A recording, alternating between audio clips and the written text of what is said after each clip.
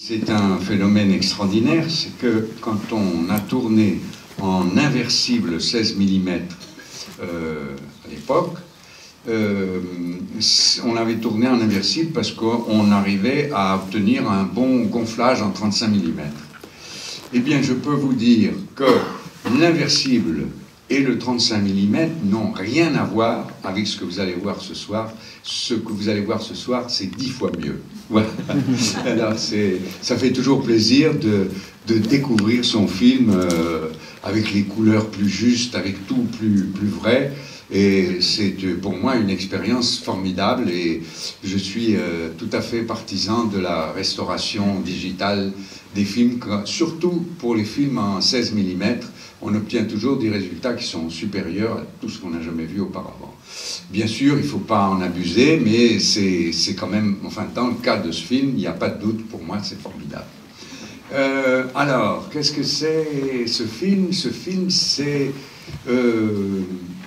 j'ai découvert, comme ça, en décidant de le faire parler, j'ai décidé de ne pas vouloir... J'aime pas juger, en général, du tout. Je refuse, j'accepte même pas d'être membre du jury ou de quoi que ce soit.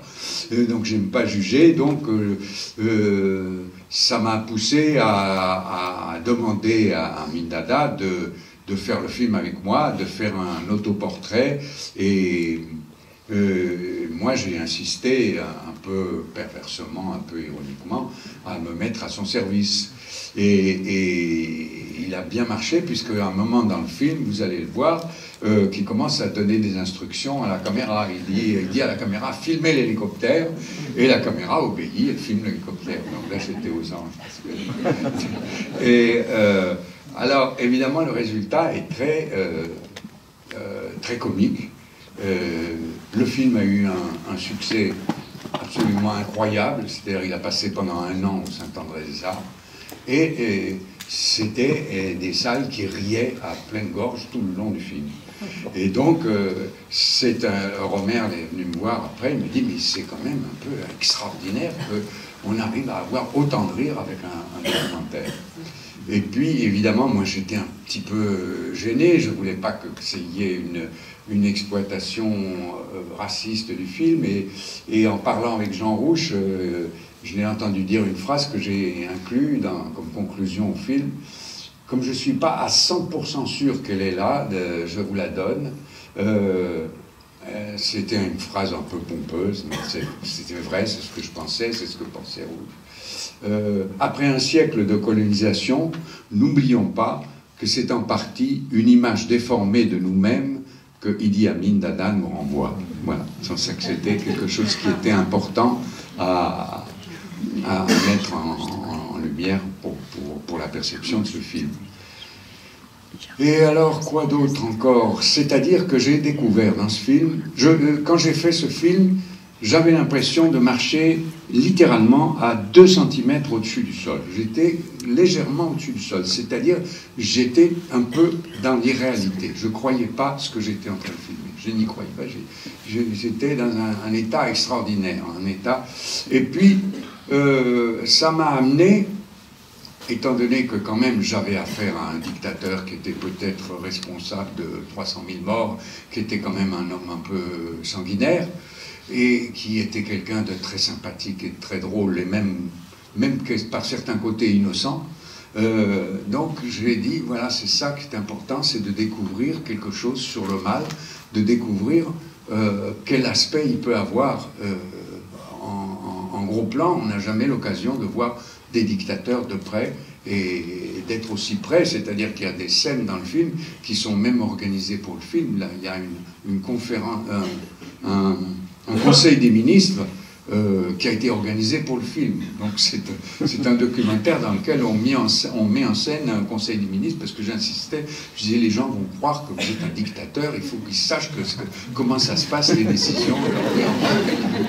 Et donc le film s'est fait comme ça, dans la bonne humeur, et moi, plus je riais, plus lui riait, donc finalement tout ça donnait un cocktail très, très étrange. Et alors je n'ai eu de cesse, après ce film, pendant ce film, c'est-à-dire que dès que j'étais arrivé au stade du montage, dès que j'avais fini le truc, Je dis, mais bon, il faut continuer à faire d'autres films comme ça. Il faut, cette approche que j'ai découverte dans ce film, il faut que je la continue, et il faut que je fasse une trilogie du mal. Il faut que j'arrive à faire d'autres films en suivant cette recette, cette idée, cette piste. Et puis, alors, j'ai très rapidement voulu faire un film sur les Khmers rouges et sur l'utopie qui consistait sur la dictature de l'utopie, pas la dictature du dictateur, mais la dictature de l'utopie. Et donc, les Khmers rouges, c'était un exemple absolument fantastique. J'ai commencé à travailler ça, j'ai rencontré des gens qui m'ont garanti que je pouvais les rencontrer. Ils étaient tous assaillis par les Vietnamiens, ils risquaient d'être exterminés. Et mon ambition, c'était d'aller les retrouver. Et j'avais déjà annoncé que je voulais faire un documentaire sur eux et qu'en aucun cas on parlerait, quand ils étaient de leur période au pouvoir, on ne parlerait que de leur passé au quartier latin, leurs professeurs, l'université, les cafés du quartier latin, les luttes anticolonialistes des années 50, on ne parlerait que de ça. Et donc on aurait les Khmers rouges qui parleraient en français, dans un documentaire uniquement en français, qui parlerait de leur jeunesse. Et ça, c'était pour moi, et ça reste pour moi le plus beau projet que j'ai eu, et je regretterai toujours de ne pas être arrivé à le faire, pour des pures raisons financières. Vraiment bête, j'avais trouvé la moitié de l'argent, et je pouvais avoir l'autre moitié à condition que je trouve le financement réel. Et voilà. Donc ça, j'ai regretté beaucoup. Et puis, de fil en aiguille, j'ai fait d'autres projets, d'autres tentatives. J'ai fait Vergès, l'avocat de la terreur, qui était un peu cette histoire des Khmers rouges, mais c'était une histoire du terrorisme. Donc c'était aussi une espèce d'étude de savoir à quel moment le mal peut s'infiltrer dans le terrorisme. Le terrorisme commence par des choses complètement admirables, comme donner l'indépendance à un pays, et puis petit à petit, ça devient quelque chose d'autre, d'inquiétant. Et puis, finalement, tout récemment, j'ai fait un autre grand saut, toujours dans cette direction, toujours en partant d'Amin Dada. J'ai décidé de faire un film sur un moine extrémiste qui est peut-être en partie responsable d'un le premier probable génocide du XXIe siècle. Donc là, j'ai été très loin parce qu'on arrive près du mal absolu. Et donc, voilà, c'était la même démarche. Alors voilà, je crois que j'ai assez parlé. Mais moi, je voulais poser une question. Oui. Amin Dada a vu le film? Ah oui, oh ben non, alors là, il y a toute une autre histoire à raconter, vu qu'il a vu le film et qu'il a fait quelques demandes de coupe qui étaient ridicules, c'était rien. C'est-à-dire que lui, quand il a vu le film, il s'est vu lui-même, il parlait comme ça tous les jours à la télévision, partout, devant tout le monde. C'était un documentaire sur lui, il était là, il se reconnaissait, il dit très bien, je ne vois pas que... et là, il avait vu quand même, parce qu'il était un peu embêté, parce qu'on lui a dit que les gens riaient. Alors il disait, qu'est-ce que ça peut bien être? Et alors il a demandé de couper le moment où on dit que le ministre des Affaires étrangères qu'il est en train d'insulter au cours du Conseil des ministres, a été retrouvé 15 jours plus tard, donné à manger au crocodile. Et donc ça, il n'aimait pas, il a demandé de couper. Il voulait couper la dernière phrase. Ça, il ne voulait pas du tout qu'on dise qu'il était une image de nous. Ça, alors là, ça ne lui plaisait pas du tout. Une image de nous-mêmes, ça, il n'aimait pas cette phrase-là. Et puis, oui, alors, j'ai dit non. J'ai le droit avec moi, le droit d'auteur, je refuse.